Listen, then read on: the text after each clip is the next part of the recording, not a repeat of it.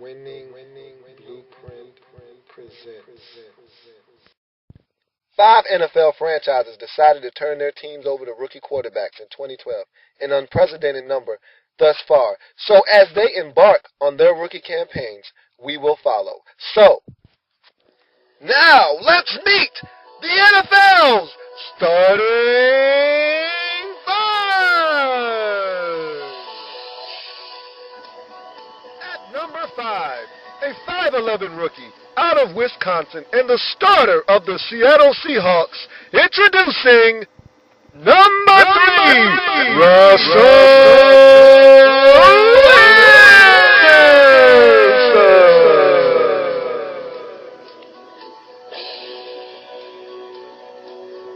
Number 4, a 6'3 rookie from Oklahoma State and the starter of the Cleveland Browns. Give it up for number 3, Brandon Weeden.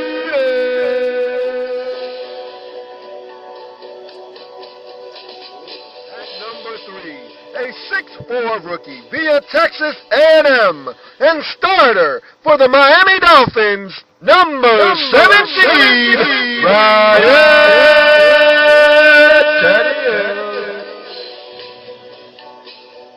At number 2, a 6'2 rookie and second overall draft pick in the 2012 NFL Draft by way of Baylor and the starter of the Washington Redskins, welcome, number 10, Robert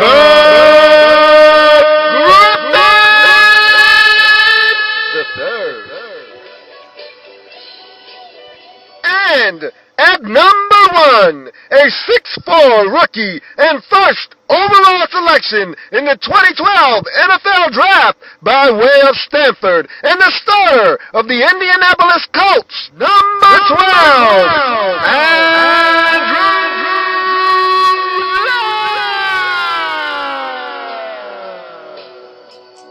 This is your starting 5. Welcome. This is the NFL Starting 5. I'm your host, Lou. Thank you for joining me as we take a look at the 5 rookie starting quarterbacks around the National Football League and chronicle their every single move as we continue through the 2012 NFL season. Now, each of these QBs, with the exception of one, that being Ryan Tannehill, played in Week 7 and all had mixed results. Was not the best of weeks for the starting 5. Tannehill, as I just mentioned, did not play, so his record for his team, the Miami Dolphins, remains at 3-3. Brandon Weeden and Andrew Luck squared off against each other in Week 7, the first two of any kind of the starting 5 matching up against each other. And Brandon Weeden came up on the short end of the stick. The Browns lost to the Colts 17-13. And they had opportunities. I thought Weeden outplayed Andrew Luck in this football game. Luck accounted for 2 touchdowns for the Colts, both on the ground with his legs in the red zone. However, I thought Weeden really controlled the game for the Browns, did a good job of finding, his receivers and hitting them when they were open. And I also thought that had it not been for that one drop in the end zone by Brandon Weeden's big play receiver, Josh Gordon, the Browns may get this one from the Colts. And he didn't make any mistakes really in his game, did Weeden. And they had an opportunity to steal this one. They let it slip through their fingers again. Hard for these rookie quarterbacks to go on the road and get a win. It's just tough. Tough to win in the National Football League, period, on the road. Add to the fact that you're a rookie and it becomes that much harder. And they're not a good football team, are the Browns. They're just not ready to win on the road quite yet. And maybe in a few more weeks, they'll learn how to avoid making those mistakes that cost them ball games on the road. But right now, they're not there yet. Dropped the pass in the end zone that would have potentially won them the football game. Still was a lot of time left in that ball game for the Colts to, get scores and come back and take the lead. But you always want to give yourself a chance. And by dropping that pass, they really didn't give themselves a chance to win that football game. But Brandon Weeden performed admirably in that game. He was sharp. And one thing I can say about Brandon Weeden, if nothing else, he throws a beautiful deep ball. He can put the deep ball on the money. It's up to his receivers to make plays. One big play was made on one deep ball, the other was dropped. And that's the difference in this game as the Colts take it 17-13. On the other side of the field, Andrew Luck thought he had a solid football game. What the Colts did in this game was what they should have been doing all season long, which is run the football. They've asked way too much of Andrew Luck this season. These two quarterbacks of the starting five averaged the most passing attempts of any of the quarterbacks in the starting five. Andrew Luck, averaging over 44 passes a game. That is insane for a rookie. Brandon Weeden not too far behind, averaging 37 pass attempts a game. Too much for a rookie. Really, that's too much for any quarterback. But when you're a Tom Brady, a Drew Brees, a Peyton Manning, you can average that many attempts because you're not going to make as many mistakes because you've seen coverages. You know how to break them down. And so the more pass attempts you have, you're still not going to make mistakes. That's not the case with these rookies. The more pass attempts you give these rookies, the more opportunities you give them to make a mistake, to have something go awry and turn that football game around. So I thought the Colts did something that they should have been doing all season long, which is limit the pass attempts of Andrew Luck. They kept him under 30. They got themselves a victory. And again, if they can find a way to run the football, even if it's not effective, keep some sort of balance. Keep Andrew Luck under 30 attempts, and I think you'll really find yourself in the driver's seat in a lot of games, having a chance to win the football game if you're the Colts. So that was a matchup that pitted two starting five members against each other. Someone had to lose. That someone was Brandon Weeden. So now he's 1-6 on the season. And Andrew Luck now elevates his record to 3-3 on the season. So he finds himself at 500 after 7 weeks in the National Football League. They've already had a bye, so they haven't played 7 games. Weeden has not, so they've played 7 games. So Andrew Luck finds himself at 500. You look at Robert Griffin III, who came into Week 7 at 3-3, taking on the New York Giants on the road in the division. First divisional matchup for Robert Griffin III and the Washington Redskins. Griffin, they made their share of mistakes in this game. Robert Griffin III and the Washington Redskins have done a great job of not turning the football over this season. That wasn't the case in this game against the Giants. They had 4 turnovers. Robert Griffin III was responsible for 2 of them. A fumble and an interception. That interception may have been his worst pass of his career to this point. But nonetheless, in spite of all of those things in this football game, and the Redskins made mistakes, Robert Griffin III had another touchdown pass in this game that was called back. So he ended the game with 2 touchdowns, 1 interception. But again, 20 of 28 passing. Just a great completion percentage. And he had his team in position to win the game. He went down the field on a 4th and 10. Team had to have it. They don't convert this 4th and 10. Game's over. Robert Griffin III scrambles out to his left, pivots, eludes Jason Pierre-Paul, who's bearing down on him, throws a dart to Logan Paulson for a first down, extends the drive. On the next play, he picks up about 27 yards on a run. And then the play after that, he goes up top to Santana Moss on a beautiful deep ball. Touchdown. Redskins are ahead with less than 1 minute and 30 seconds left in the ball game. You're thinking he's just did the improbable on the road. But the Giants, 2 plays later, go down the field and get a touchdown, 77-yard touchdown strike. Eli Manning to Victor Cruz, and they take the lead not to be relinquished again in this game. As Robert Griffin III got his hands on the football again and started to mount a drive, but it was ended abruptly by Santana Moss fumble. The Redskins lose on the road to the Giants. Robert Griffin III played a remarkable game. He did have some turnovers, but again, at the end of the game, he had his team in the position to win the football game, but it just wasn't meant to be as the defense could not hang on. So Redskins and Robert Griffin III fall at the Giants 27-23, dropping Robert Griffin III's record to 3-4 on the season. And after 7 weeks, he's 3-4. Had another good showing, but again, could not seal the deal.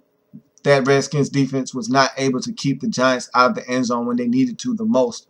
Griffin also added 89 rushing yards in this game, and so he continues to be a force on the ground as well as through the air.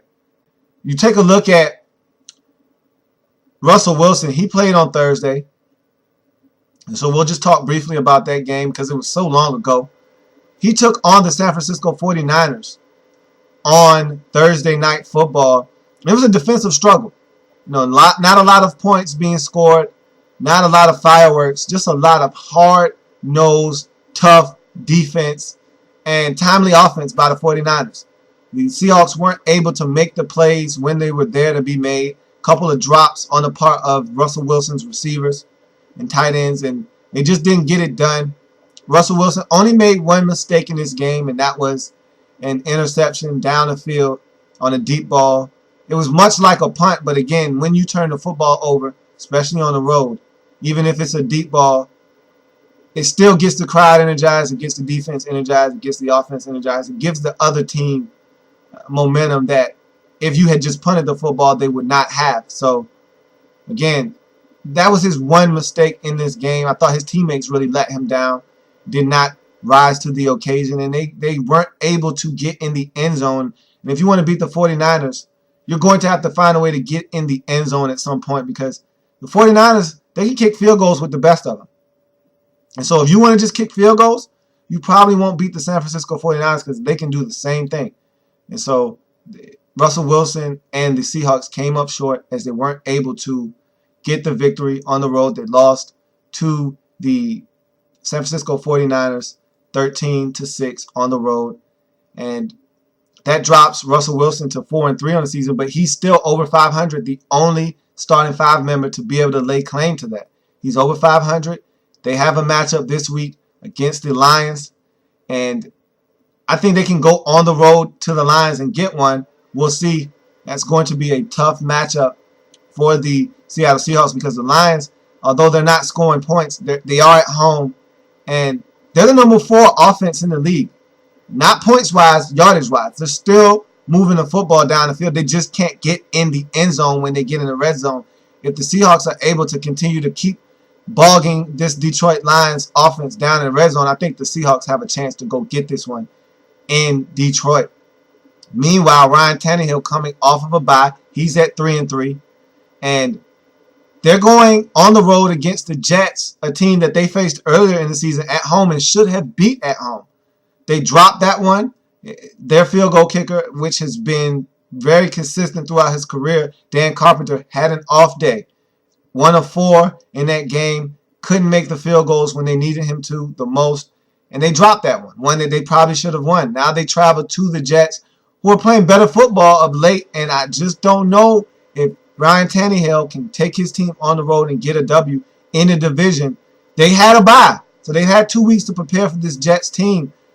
Who knows what can happen? It's family business again, so it's hard to dissect and figure out what's going to happen because it's family business, because the Dolphins have had 2 weeks off, because the Jets are playing better football of late. This will be an intriguing matchup, one to keep an eye on to see if Ryan Tannehill can go on the road and notch his second victory as a rookie on the road and take his record over 500 and have the Dolphins in a position that many didn't think they would be in this late in the season, over 500.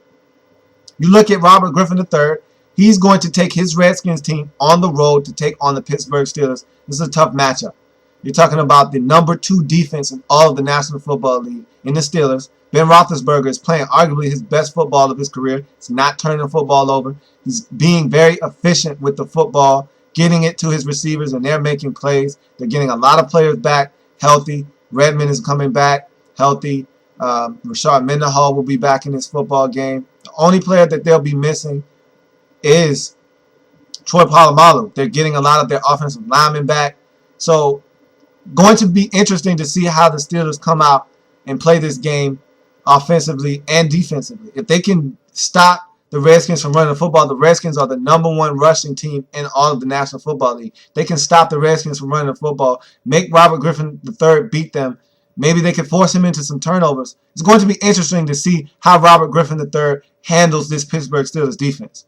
This is probably his biggest test to date as far as facing a defense that can really, shut down this Redskins offense. Going to see how he responds on the road against a tough defense that normally stifles rookie quarterbacks. So we're going to see how he does on the road. This is going to be interesting to see if this offense can still stay on track against the #2 defense, the vaunted Pittsburgh Steelers defense, on the road at Heinz Field. So the Redskins at 3-4 look to try to elevate their record to 4-4 in the season and find their way to 500. And it's getting pretty late in the season. And if the Redskins can find their way around 500, they'll be right in the thick of things in the NFC East and the NFC Conference as a whole. Moving on to Andrew Luck. This week, they take on the Tennessee Titans, and they're going on the road to Tennessee to take on a Titans team that is playing some really good football of late, the winners of their last 2 games. And Matthew Hasselbeck has come in and instilled a confidence about this team that they can go down the field and score points. And the Colts are on the road. This is something that they've struggled with all season long, winning on the road. They haven't done that to this point. Andrew Luck has not been able to claim that elusive road win this season. And he's looking for his first of his career. And it's going to be tough because this is a divisional matchup. This is family business. You're on the road against a team playing good football. Chris Johnson has been running the football extremely well of late. Just don't know if Andrew Luck is ready to take this Colts team on the road and get it done quite yet. Going to be hard to ask him to go on the road and find a way to win. We'll see if he's able to do that. But again, this is going to be a matchup that's going to be tightly contested. The Colts have a shot. If they can go in, not turn the football over, limit the amount of attempts Andrew Luck has in this game, think the Colts will be able to come out of there with a victory if they don't turn it over and they're able to play sound defense. Again, Matthew Hasselbeck is playing really good football. Titans are running the football, and they're getting pressure on opposing quarterback. And if they can get pressure on Luck and force him into a mistake or two, that might be the difference in the game. Again, Colts are 3-3 on the season. Andrew Luck has this Colts team at 500 right now, with a chance to go over 500 for the first time all season long at 4-3. This is a chance that the Colts really need to seize. If they can't get it done, that'd be very disappointing for Andrew Luck and the Indianapolis Colts as they take on the Tennessee Titans this week. Brandon Weeden, the last of the starting 5 that we've gotten to today, has his team at home this week to a San Diego team that's coming off of a bye.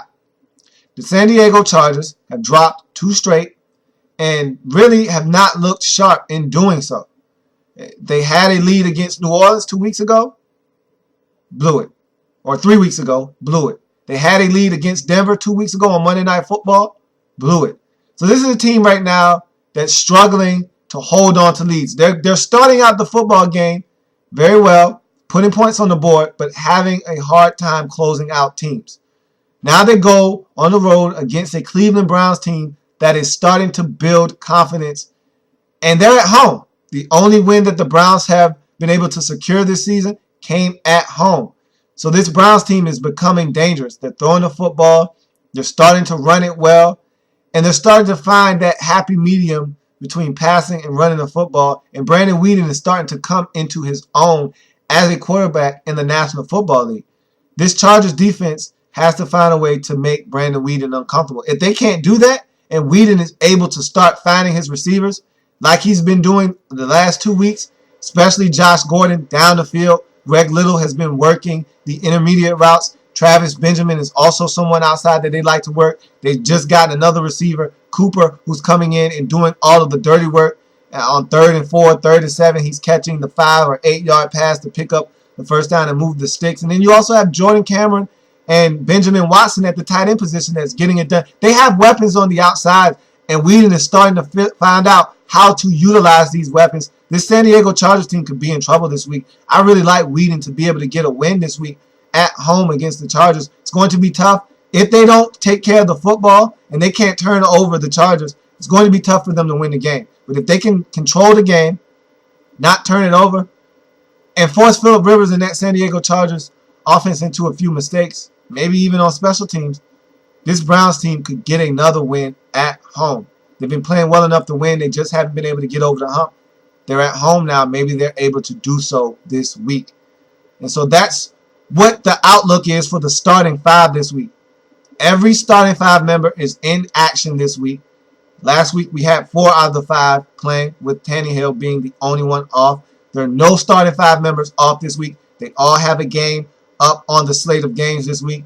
And so they're all looking to improve upon their record. None of the starting 5 members are facing off against each other. So they all have a chance to win this week.